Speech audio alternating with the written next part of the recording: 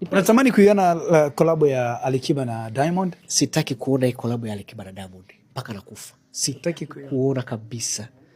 Kwa sababu Diamond na Alikiba ndio icon ya taifa. Halafu leo hiyo icon wanaungana. Tunataka wawe mahasimu kama Simba na Yanga. Sasa leo hii ndio maana Simba na Yanga uwezo kuwakuta wanakuwa na friend match au wanakutana kivyote vile. Wakikutana ni mahasimu.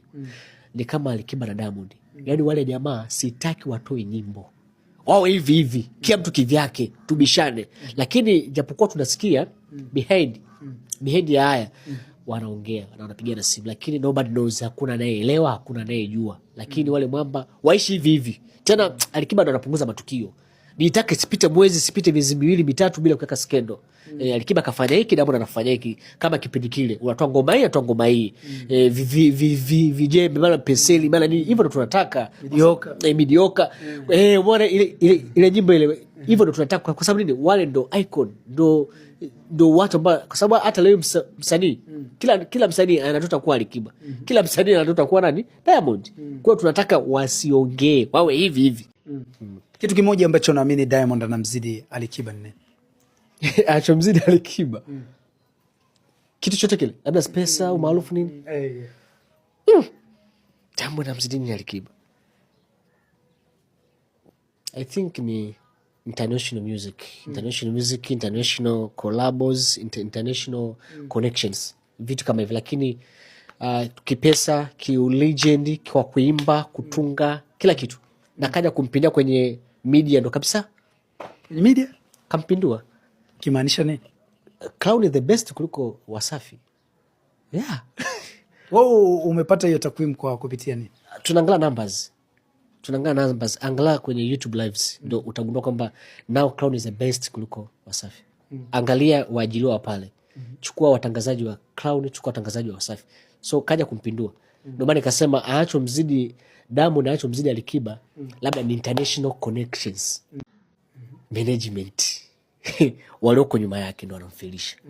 Mtu kama yupo nyuma yake anakufilisha, maana yule ni Alikiba. Maana lazima awe na watu.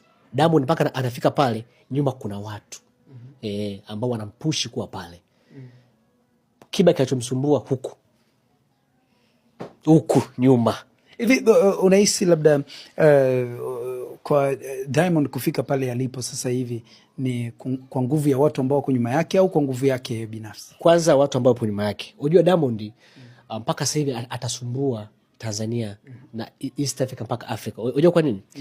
Yule mwamba ana watu nyuma. Anapozungumza watu nyuma, ana manager ambaye anahusika na masuala ya kimataifa, manake nje.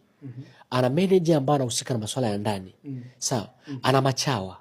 Sawa? Ana mashushushu. Ana kila kona watu. Sawa? Lazima azungumzwe kila siku.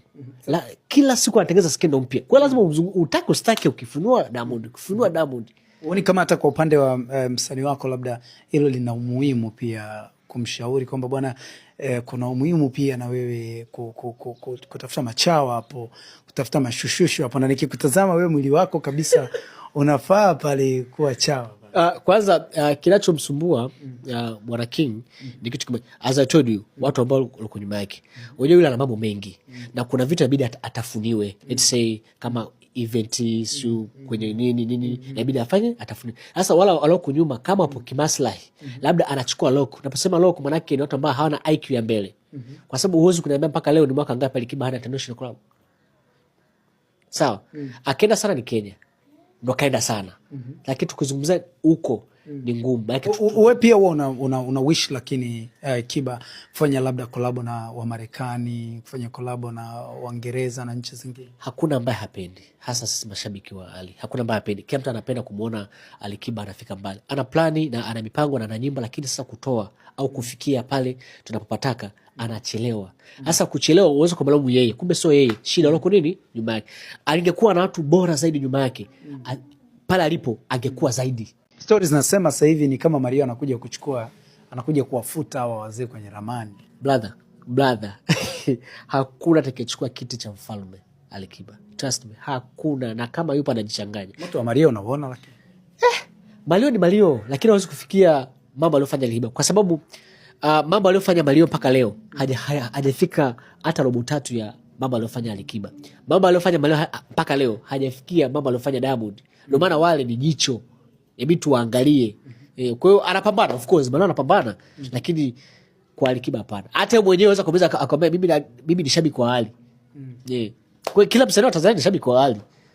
Kwani Ali sio shabiki wa wasanii wenzake? Kuna shabiki alafu kuna kumpenda kwamba udogo na mkubali, lakini hawezi kuwa shabiki.